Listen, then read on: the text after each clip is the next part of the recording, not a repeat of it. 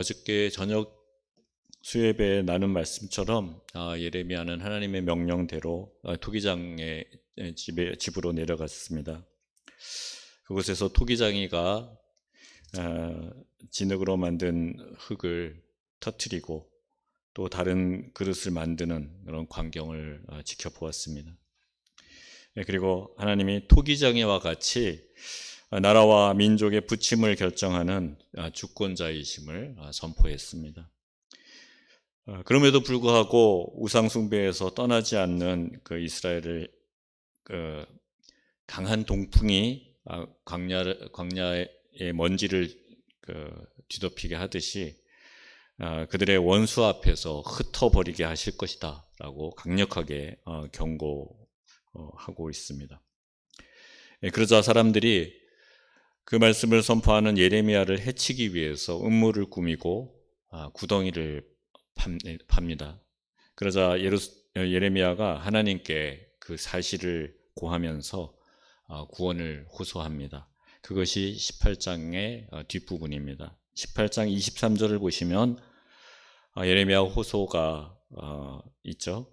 여호와여, 그들이 나를 죽이려 하는 계략을 주께서 다 아시오니 그 악을 사하지 마옵시며 그들의 죄를 주의 목전에서 지우지 마시고 그들을 주 앞에 넘어지게 하시되 주께서 노하시는 때에 이같이 그들에게 행하옵소서 하니라. 우리도 그래야 하겠죠. 누가 우리를 잡으려고 모의하며 구덩이를 파고 있다면 예레미야와 같이 이렇게 하나님 앞에 호소해야 할 것입니다.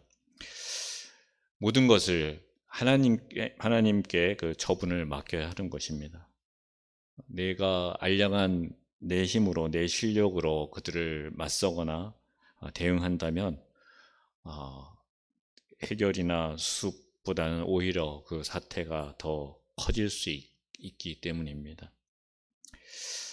이런 예레미야의 탄원에 대해 하나님께서는 토기장이에게 가서 옹기 하나를 사고 백성의 어른 몇 사람들과 함께 어디로 가라고요? 신놈의 아들의 골짜기로 가라, 그렇게 얘기하고 있죠. 그래서 그곳에 가서 하나님의 말씀을 선포하라고 말씀하시는 장면이 오늘 읽은 말씀입니다. 1절, 2절을 다시 보시면 여호와께서 이와 같이 말씀하시되 가서 토기장에 옹기를 사고 백성의 어른들과 제사장의 어른 몇 사람과 하시드문 어기 곁에 있는 흰놈의 아들의 골짜기로 가서 거기에서 내가 내게 이른 말을 선포하여 라고 적고 있습니다. 여기서 흰놈의 아들의 골짜기, 그곳은 흰놈의 골짜기라고도 불리고 또 도벳이라고도 불리는 곳입니다. 그곳에서 흰놈이라는 사람이 자기의 아들을 우상 앞에 제물로 불태워 버린 것으로 거기서 유래된 지명이라고 할 수 있습니다. 도벳이라는 말의 뜻은 불을 피우는 곳이다 라는 의미입니다. 예루살렘 성에서 나오는 온갖 생활 쓰레기들, 그것들을 소각하는 장소이기 때문에 붙여진 이름입니다. 이 골짜기에서 몰렉과 또 그 밖에 이방인들을 섬기는 사람들이 때때로 자기 아들들을 잡아서 불태워 바치는 그 끔찍한 인신 제사를 드리는 일들이 횡행했던 것 같습니다. 우상 숭배를 하는 사람들의 그 이성은 이렇게 마비되고 이렇게 잔혹하고 인륜을 짓밟는 그런 짓들을 행하게 됩니다. 흰놈의 골짜기를 그래서 주님께서는 더 이상 그렇게 부르지 말고 죽임의 골짜기라고 부르라라고 불릴 것이다 라고 말하고 계십니다. 4절을 보시면 이는 그들이 나를 버리고 이곳을 불결하게 하며 이곳에서 자기와 자기 조상들과 유다 왕들이 알지 못하던 다른 신들에게 분향하며 무죄한 자의 피로 이곳을 채웠음이며 라고 하고 있습니다. 하나님의 이런 선포는 그 예레미야서에 거듭해서 등장하는 그런 표현이죠. 너희가 나를 버렸다. 이 버렸다라는 단어는 정말 신앙생활을 하는 우리가 늘 두려워하며 대해야 할 말입니다. 버리다라는 말의 그 원어는 아자부인데요. 이 말의 원래 뜻은 떨어지다, 끊어지다라는 뜻을 가지고 있습니다. 그러니까 원래 가까웠던 하나님과 우리의 사이가 점점 떨어져 가는 것을 표현하는 것이죠. 그리고 그런 상태가 점점 심각해진다면 어떤 일이 벌어지게 될까요? 결국은 완전히 단절되어 버리는 거죠. 끊어져 버리는 것입니다. 하나님과 완전히 끊어져 버린다는 것, 그것이야말로 우리 인생의 가장 큰 저주이죠. 우리가 가장 두려워해야 될 일입니다. 그렇게 하나님과 단절되는 것, 그것이 이스라엘 백성들에게는 절망적인 일이지만 한편 하나님께서도 가장 원치 않으시는 일입니다. 그래서 하나님은 이스라엘 백성들을 향한 재앙을 통해서라도, 그런 극단적인 방법을 사용해서라도 이스라엘 백성들이 마음을 돌이켜서 하나님 품으로 돌아오게 하려고 하십니다. 매를 들어서 자녀를 올바른 방향으로 이끌려는 그런 부모의 마음이신 거죠. 우리의 지난 2년간의 삶을 돌아보면은 이 코로나 때문에, 코로나라는 그런 상황에 갇혀서 온전하게 제대로 예배 드리지 못하고, 그런 상황을 핑계 삼아서 하나님 앞에서 차츰차츰 멀어져 가고 있는 그런 자신의 모습을 합리화시킨 것이 아닌가, 그렇게 2년간의 삶을 되돌아봅니다. 우리가 조금씩 눈에 보이지 않게 얼마나 하나님과 사이가 벌어져 가고 있는지 한번 살펴보아야 할 것입니다. 우리의 마음은 온통 그 세상이 주는 그 공포와 두려움 속에 빠져들어가고 있습니다. 우리가 진정으로 두려워해야 될 것은 하나님과의 관계가 멀어지는 것, 그리고 결국은 종국에는 끊어지는 것, 그것을 가장 두려워해야 될 텐데 엉뚱한 것들에 우리 마음을 자꾸 뺏기고 두려움에 빠져 있는 것이죠. 우리가 하나님을 가까이 함으로 그것이 내 삶의 비결이다라고 그렇게 고백하면서 하나님의 사랑, 하나님과 깊은 교제를 나누며 또 한 믿음 안에 있는 형제들과 또 이웃들에게 그 사랑을 나누며 살아가야 될 텐데, 우리의 삶은 그 코로나를 핑계로 해서 조금씩 그런 사랑의 교제들을 하지 못하는 것을 더 이상 안타까워하지 않고 당연하게 여기는 그런 수렁과 같은 삶 속에 빠져들고 있지 않는가, 이렇게 생각됩니다. 때로는 이렇게 하면 안 되는데, 어떻게든 이 상황을 극복해야 하는데 생각하지만 생각에만 머물게 되는 것이죠.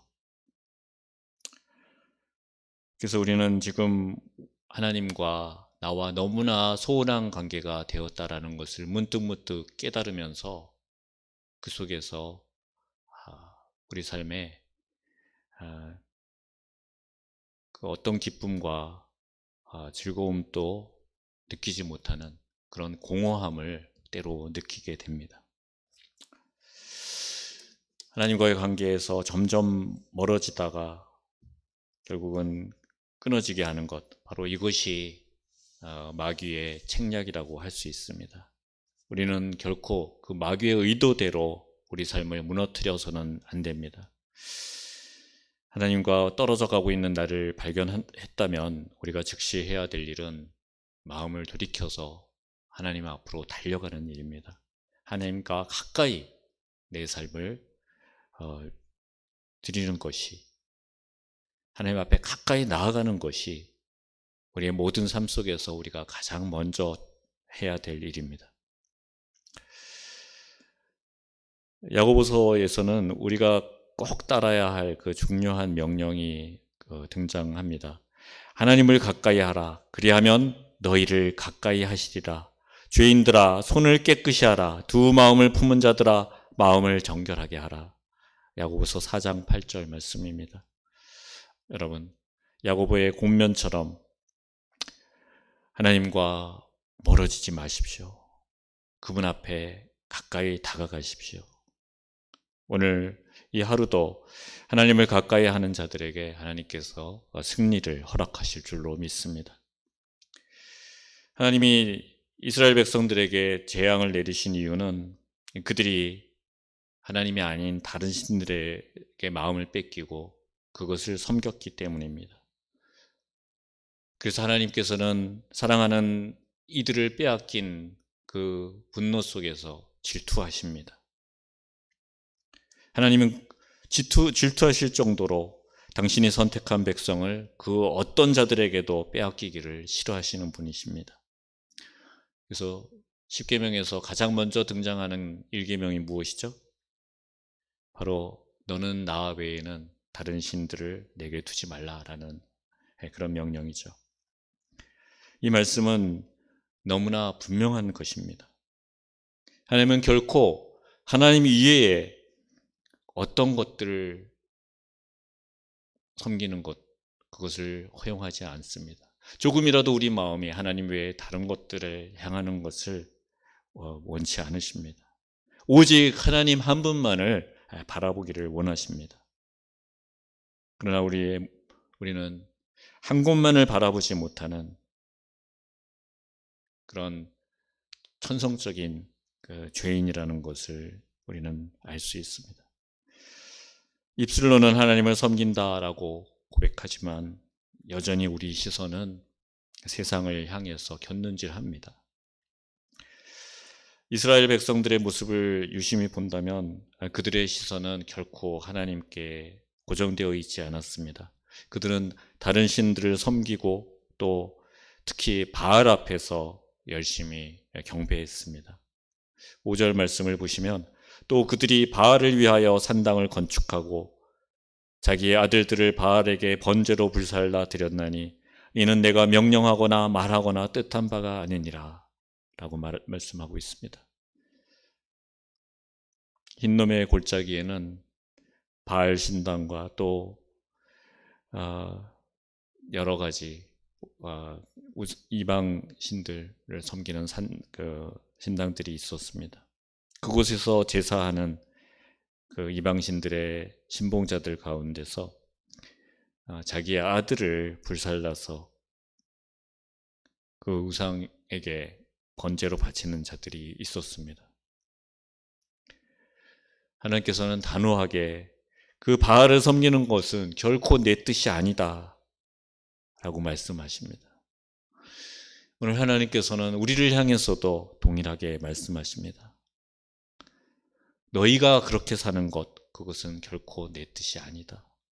너희가 세상에 곁눈질하는 것, 그거는 어떻게라도 나의 뜻이라고 강변할 수 없는 것이다 라고 말씀하십니다.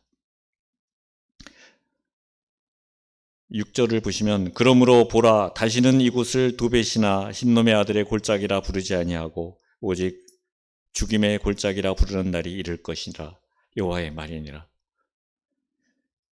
유다 백성들의 우상 숭배 행위가 얼마나 끔찍하고 또 그들이 섬기는 우상들이 얼마나 잔인한가를 예레미야가 그 현장에 가서 생생하게 고발하고 있는 것이죠.